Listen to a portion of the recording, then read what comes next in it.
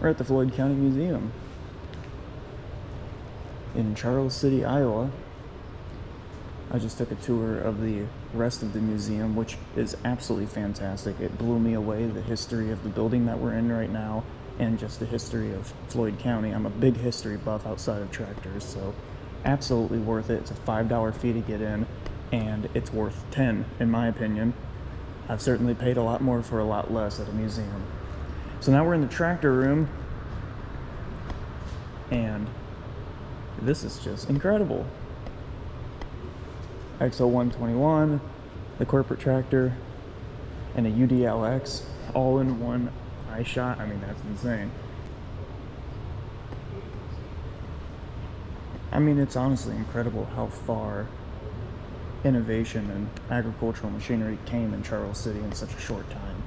You were building this tractor and that Super 55 over there within 50 years of each other, probably less. I mean, it's incredible.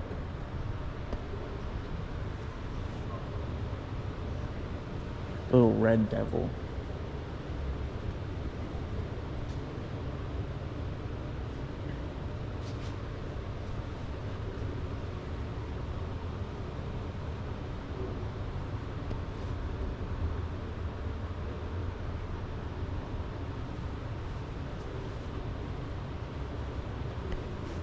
This is a scale model of Hart Par number 1, the first tractor that the two guys built, Charles Hart and Charles Parr, I believe.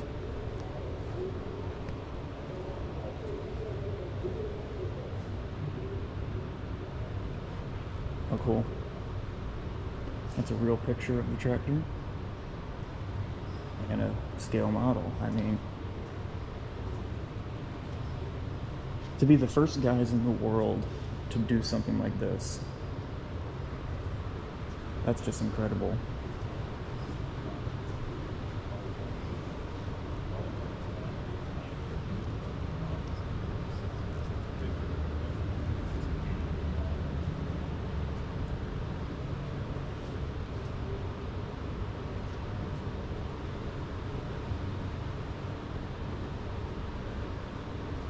How neat that they just used I imagine that's an 880 or a 770.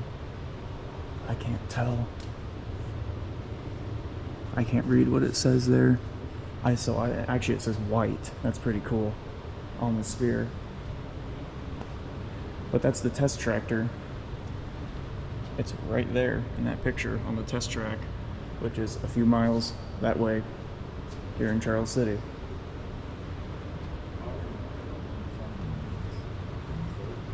And then the corporate tractor, which looks like it just got its new rubber put on. How cool is this? They've been working on this for a few years now and just got it done so fast. I mean, it's such a great historical movement to have this thing all put together.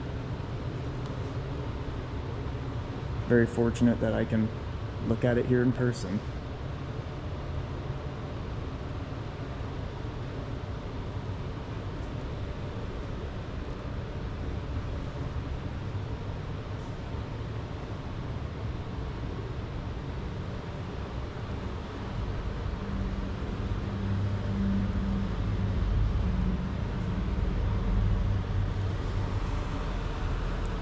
Beautiful 120.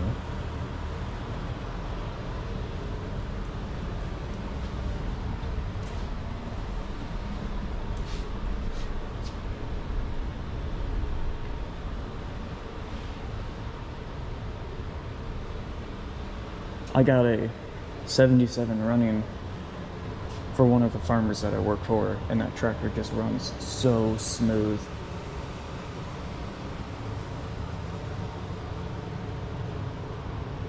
Model 4 picker. That's really cool.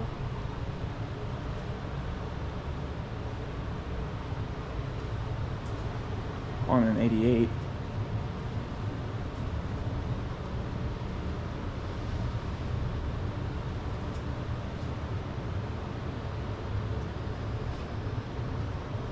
Look, 66.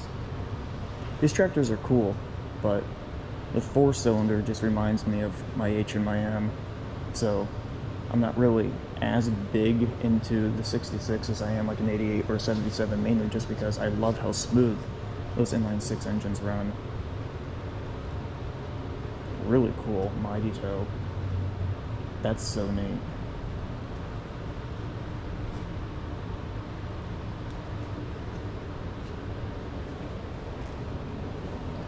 I don't want to go too deep into everything because you should come here and support this museum. They do a fantastic job at presenting everything, and it's absolutely worth the time spent to come here and just check out all this stuff.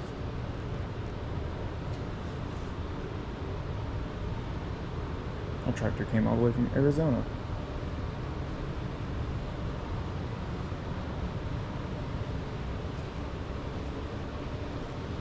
One of the shells made it Charles City during World War I.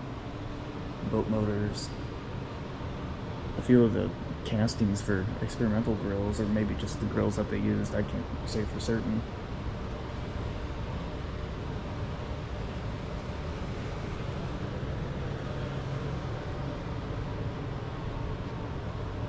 It's honestly really sharp with the yellow paint.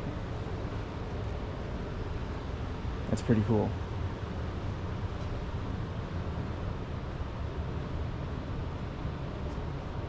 And then XO121. A guy on Facebook just ended up doing a mock replica of this tractor. So there's 2 of them. One is obviously just a replica, but man, this is a really cool tractor to finally see in person. There are only 3 of those engines that were ever made, to my knowledge. One is obviously here in XO121. One is right there behind the Super 55. And the other one is in that mock-up XO121, so that's pretty cool that all 3 of them are accounted for.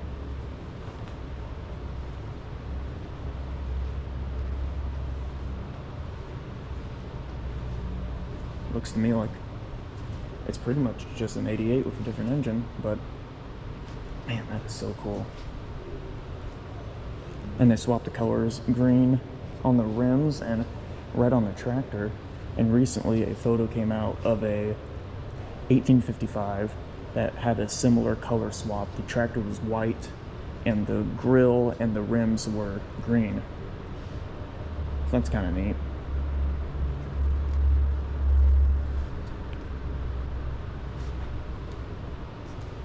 Well, I didn't want to get too in-depth. I just wanted to record a quick video showing off the stuff that is at the Floyd County Museum here in Charles City, Iowa. Absolutely make this a priority to come to this museum if possible. You will not regret it.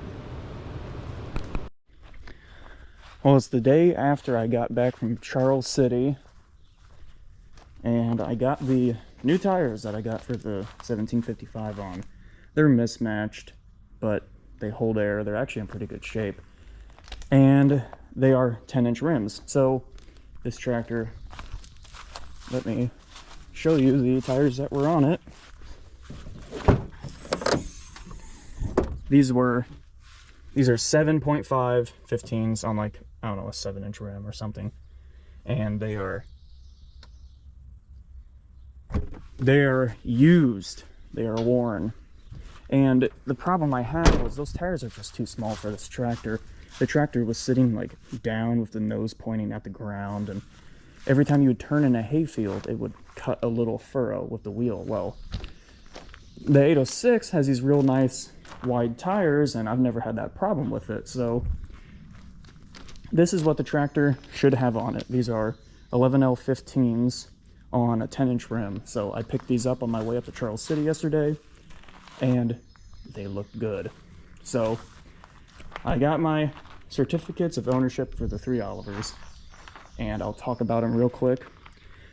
So this tractor, the 1755, was built June 6, 1972, and shipped to Estherville, Iowa, which there was an Oliver dealer there. I originally thought, and I can't remember the town off the top of my head, I'll put it in the video, but I originally thought it was sold at this dealership right here, which I was able to read this. These people are actually still in business.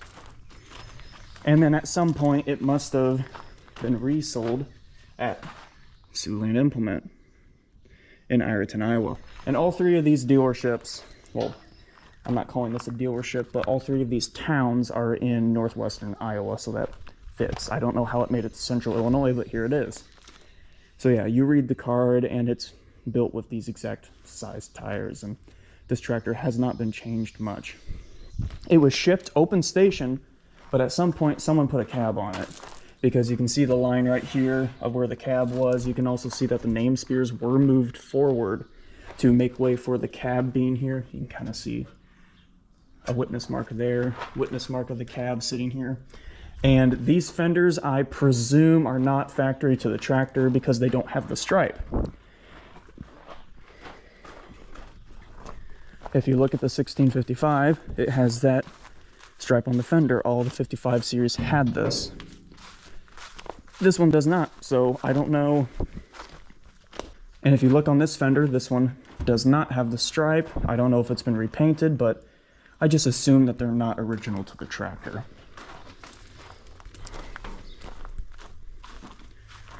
Over here at the 1650, built December 14th, 1964, and shipped to Mossville, which makes sense. That is where the Oliver Peoria branch was, which you can probably find some more information online, but the Oliver Peoria branch was like its largest branch outside of Charles City, where like a bunch of stuff got shipped to. So that made sense. I thought that this tractor and this tractor would have both been shipped to Mossville, but you'll see I was wrong over there. This tractor was originally built with a narrow front end, which I had assumed because it has this aftermarket Schwartz front end on it.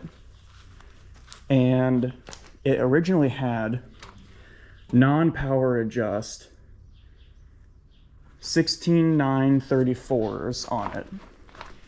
And now it has 15.538s with power adjust rims. So at some point this thing has had new hubs, new rim, new tire, and new front end. So it's been changed a good deal. I doubt that I will revert the tractor to having the original 16.934s on the back, but I am actively looking for a narrow front end to go on it because I just think that'd be cool. Put it back the way that it was. So yeah, that's the 1650, the one that's probably been changed the most. And the 1655. Built August 17th, 1971, and it was actually shipped September 30th, 1971, so it took them a month before they got this thing out of Charles City. And it was shipped to Sun Prairie, Wisconsin. Now, my grandparents bought this tractor in 1993, so it was only 18 years old. And it had spent most of its life to that point at a hog farm in Brimfield, Illinois, which I would have thought it would have been bought locally because of that, but according to its build card, it was shipped to Sun Prairie, Wisconsin. So I don't know how it got here, but it's here now. And also, I should show you this. I think this is pretty cool. On the 1650s build card, you can see the green overspray. Obviously, this isn't original paint. I repainted this tractor, but that's cool. That's the tractor's paint. Along with that, I also got literature. I got 3 of these DVDs that they're now offering at the museum. Haymaking and Harvesting, 50 series, and late 60s, early 70s, so like your 55 series, to cover my 3 tractors here. And I got a shop manual for the large frame 55 series, which is a absolutely massive book.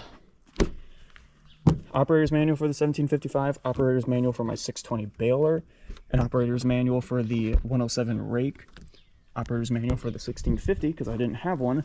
I do have a shop manual for both of these because it's, you know, the same tractor, just one generation newer. And I do have an owner's manual for that, so I didn't get one. And I got an owner's manual for my 82 sickle bar mower, which this is actually an original copy. Hard to read there, but it says, received April 18th, 1958, the Oliver Corporation, St. Louis, Missouri. So that's pretty cool. And this is a March of 1958 copy. Yeah, that's really cool that they had that in stock at the Floyd County Museum. So huge thanks to the Floyd County Museum the workers, the volunteers that made all of this happen, because I can go through this and every single option that this tractor has is highlighted.